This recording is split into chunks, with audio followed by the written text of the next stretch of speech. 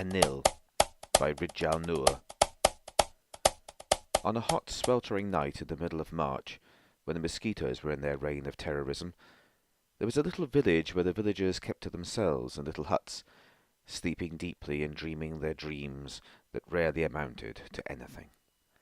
Probably a new cow for Kupasami the milkman, or a profitable harvest for the farmers, or a new sewing machine for Rajgopal the tailor.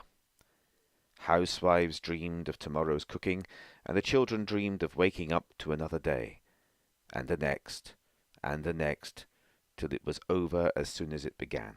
Meanwhile the streets were pitch dark, with no lighting, and with the sounds of crickets crying out to each other. As the village slept the night away, a little boy in one of the huts was wide awake. Anil lay awake on his mat, his eyes transfixed on the thatched roof of the hut, where there were many holes in the ceiling. So many that he had to put pots under the various holes every time it rained. But tonight he could only make out one hole, because through it a small star shone down upon him. Anil was 70 years old, the only son of Raghunathan, the village headman's servant. His mother worked for the headman too. In a few years he would also be working for the headman, though he had no knowledge of this. For now he found the star fascinating. His parents would not even stop for a second to gape at the star. But he did, because he believed in the magical wonders of life, because his dreams were bigger than him.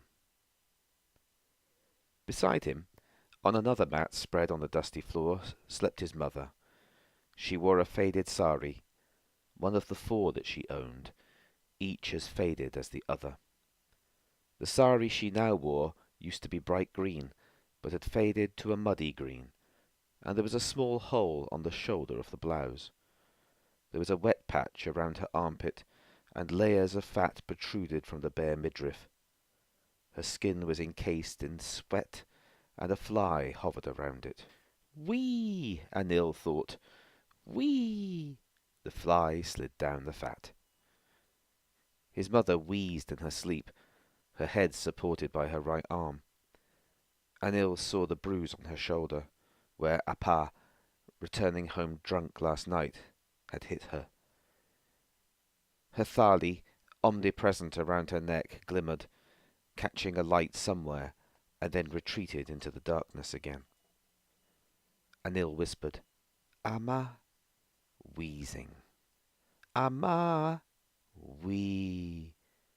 His bladder was bursting. He looked up at the rattan bed where Appa slept. Anil could not make out his features clearly in the dark, but he could see his father's close-knit eyebrows and his thick moustache. His father was a burly man, a bully to his family, and a timid mouse to the headman. Anil debated waking him up, to follow him out to pee. He decided that he did not need a walloping at this time of night. His gaze returned to his mother again. Gently he reached out with his tiny hand and touched his mother's gigantic arm, softly shaking her. "Amma! Whee!" He stuck his lower lip out and frowned, then glanced towards the door. The need to relieve himself battled with his fear of venturing out into the dark on his own. He could go out and not return. Right now he dared not even think of the reason why he would not return, as if thinking it alone was enough to bring it into being, as if they could read his mind. They. Piyai. Pizazi. Ghosts. He sat up on the mat and scratched his wrist, where a mosquito had embedded its pain upon him, and looked out of the window of the hut that was half open. He could see only the dark. Dare he? Then he heard a noise from outside, the shuffling of feet. His eyes assumed the look of terror, suspended into suspense, expecting a ghastly face to emerge at the window and send him screaming his head off. Yet he could not bring himself to look away from the window. If there was something out there, he wanted to be prepared for it. If it sneaked up upon him, he would not have time to scream, not have time to escape. If there was something out there, he had to know. If there was something out there, he hoped it would not come in here. Marimuthu! A voice, half snarled, half whispered. Marimuthu, the headman's brother. Anil crept to his feet and tiptoed to the window. He was only tall enough to touch the bottom of the window, and he tried to put himself higher to see what was going on outside, but in vain. Marimuthu, don't you chicken out now. Come here. As his eyes became more accustomed to the darkness, he saw the large, ghostly tree that grew in front of the hut, the tree with thick vines hanging from it. Even when Anil and his friends played outside in the mornings, they would avoid going near the tree. Even in bright daylight, it looked extremely scary. Nagaraj, the madman who sang himself by the river every day from dawn till dusk, told them he had once seen the tree wrap its vines around little kids who ventured unknowingly near it, and then reel the kids into its thick canopy of leaves, and no one would ever see the kid again. It was a tree that ate little children. Maramuthu, the voice hissed. Anil, forgetting about his pleading bladder for the time being, could see nothing, but he heard the constant shuffling of feet and of something heavier being dragged on the ground.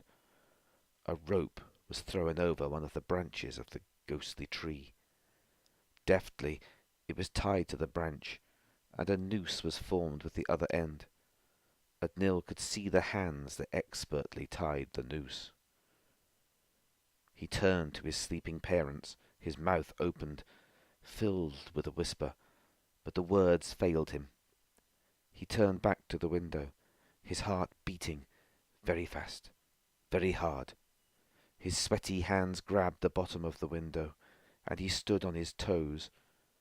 Still he could not see anyone. "Help me lift her up," the same voice hissed. 2 pairs of hands hoisted a white cloth. Anil's heart stilled for a moment, caught in a shocking revelation. It wasn't a white cloth. It was a woman dressed in white, her long black hair synonymous with the darkness and strewn across her face. They were hanging a woman. Maramuthu and another man. Anil's little body trembled for a moment as a spasm of chilling fear crept up his spine. They fitted her neck into the noose and let go of her. The body shook violently all of a sudden. The woman was still alive. She had been unconscious, but now the force of impending death had awakened her for a final struggle for her life. It did not last long.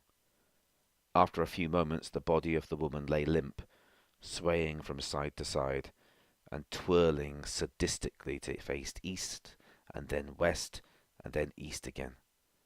Anil watched, numbed from the horror. He did not know how long it lasted, but after a long while, after a long period of silence, and the body hung before his sight in silence, Anil moved away from the window. He moved away to the furthest corner of the hut from the window. He crouched into the dirt-stained corner and sat there for the rest of the night, as the rest of the village slept and dreamt little dreams. A little boy, clutching his mouth with both hands and silencing the sobs that racked his little body, as a star shimmered above him in the dark sky. There were no more stars in the morning as Anil woke up to a noisy commotion outside the hut. He saw that he had fallen asleep again in the corner, curled into a ball. There was a little black lizard on the wall several meters away from where he slept. He blinked the sleep out of his eyes at it. Amma had rolled up her mat, and Appa's rattan bed had been pushed against the wall. The sunlight trickled in through the window, leaving a dazzling path of light on the floor, only possible in a place as dusty as the hut. The door had been left carelessly open, and both Amma and Appa were gone. Then he remembered last night. Peeking out of the door, he saw a crowd gathered around the tree. No, don't go there, Anil thought to himself. He saw the noose hanging freely in the air. The body was missing. The tree had reeled it in and devoured the body. The tree must have spat out the woman's bones, and the villagers were looking at the bones, unsuspecting. The hanging vines swayed carefree in the wind. Any moment now the vines would reach out and snatch all the villagers and devour them, leaving him alone in the village. Don't go there. He saw his mother chatting away with some of the other village women. He sidled up to her and tugged on her faded pink sari. She placed a hand on his head and kept chatting away. Anil pushed his way deeper into the circle. Men stood in the deeper circle, most of them with their arms folded across their chests and heads bent to the ground. Nobody said much. They merely kept repeating the same words over and over again. At the core of the crowd lay the body of the woman. Anil was, suddenly, seized by a pair of hands. He turned and saw his father. Appa's eyes were red, but not from sadness. They were always red. Appa held Anil behind him, where the little boy peered at the body and clutched on to his father's shirt. An old woman sat by the body, cradling the dead woman's head on her lap and crying out her woes. The old woman was the headman's mother, and she sat on the dusty ground, her mouth wide open to reveal a toothless mouth. Tears ran down the sides of her eyes, and she beat her chest and her forehead in sorrow. A little girl, a little younger than Anil, was crying beside her. Shanti, the woman's daughter. A man kneeled across the body from her, his face buried in his hands, and he was wailing aloud. The woman who had died was his wife. Marimuthu's wife.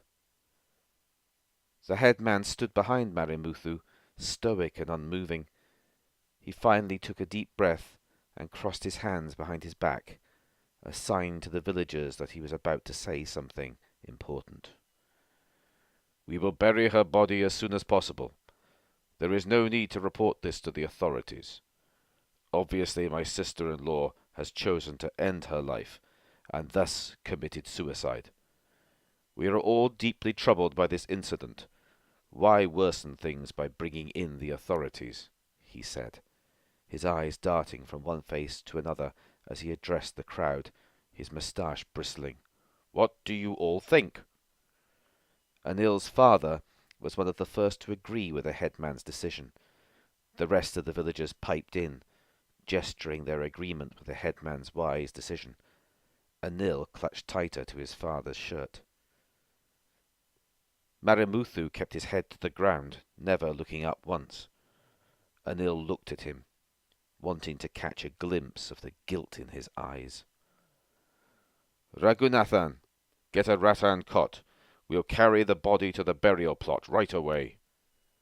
Appa hurried away, leaving Anil exposed, standing smack in the centre of the crowd, abreast from the headman, who did not pay any attention to his presence. "Marimuthu, get up, brother. Get yourself together." Upon hearing these words from his brother, Marimuthu launched into a new wailing session. The crowd started to become noisy, asking for the reasons why Marimuthu's wife would have wanted to commit suicide. The headman suffered the humiliation silently, angered that his family's personal affairs had been laid out for public speculation. He heard whispers of the woman having been abused by Marimuthu. He heard whispers of his family abusing the woman. Anil suddenly found himself whispering to Marimuthu. "You killed her. You killed your wife." Marimuthu turned sharply, to face his accuser, his eyes momentarily exposing his naked guilt. But then he saw the little boy and pretended to be wrapped in sorrow once again. The headman's hand came onto Anil's shoulder. Anil looked up at him and repeated his words. "He did it! I know he did it! I saw it!" "Come with me, son," the headman said. He led the boy out of the crowd, where none of the villagers could hear Anil's words. Anil's father was coming in their direction, carrying his rattan bed on his shoulder. "Raghunathan, get someone else to carry on with the proceedings. I want to speak with you." Appa dropped the bed and called out to the milkman, Kupusami, to replace him. He ran after the headman, who was dragging Anil alongside him towards the bullock cart. "Get in," he told the bewildered Anil, carrying the boy up. Appa got in beside Anil, and the headman after him, calling for the driver to head for his bungalow. "I have to talk to you, Raghunathan. I have to talk to you about this son of yours." And Raghunathan, the illiterate, uneducated father, the person with little dreams, the mouse of a man who was ever ready to serve his employer, nodded agreeably.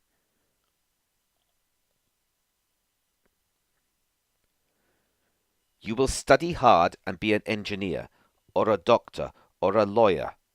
Make this father proud of you. Do you understand? You are very, very lucky to have this chance. You are going to be studying in a big university, and becoming someone great one day. You understand? And you better not play a fool and mix around with bad company, or I'll come down there and give you a good walloping. Do you understand?" Anil looked up at his father and nodded, tears swimming on the rims of his eyes. His lower lip trembled. "Your mother has made these sweets for you. Take it. Don't finish everything on the train. Keep some for later. Be a good boy and don't forget your parents. Remember to write back. Understand?" Anil nodded, his tears spilling. "Don't be silly. Men don't cry. You're going into a man's world. You must act like a man now." His father got down from the train and stood outside the window, a hand reaching in to pull Anil towards him and kiss his forehead. The train let out a wail, announcing its intention to depart in a short while. "Are you sending me off because I saw him do it?" Anil asked. Raghunathan was taken aback by the question. He was ashamed for helping the headman to hide the truth about Marimuthu's wife's death, ashamed that he had literally jumped at the chance to send his son away from this village to receive an education in the town. Was it wrong that he sacrificed the truth and justice for his son's only chance out of an otherwise dreary life like his? "Some day you will understand, son. Some day you will see that it is for your own good," his father said. "It is for the better." The train started to move, its tired wheels pushing away from the station.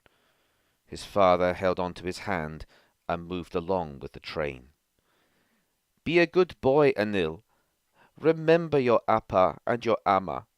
Remember this town," he cried out as the train gained speed and left the station. Anil stuck his head outside the window and shouted at the top of his lungs, his hands outstretched towards his father, "Appa! I don't want to go away. I don't want to leave you. Where am I going? How will I know you'll still be here when I come back? Stop this train. Stop the train." In the distance, he saw his father fall to his knees, a bent, despaired figure that had just let go of his only son. "I will never forget you, Appa, or forget Amma. I will never forget this town and the sin that it buries today." Anil sat in his train seat and cried. A few miles away, At the fields that were left to fallow, the villagers stood around the burning body of the woman who had committed suicide. Maramuthu, a husband caught in his heartbreaking sorrow, his eyes hidden in his hands, heard the train leaving the village, and looked up to see it darting across the horizon, the heat from the funeral pyre distorting the image of the train, making it look like a squiggly worm. The headman put his hand around Maramuthu's shoulder. Maramuthu turned to his brother and saw the shadow of a smile on his lips. He heaved a sigh of relief.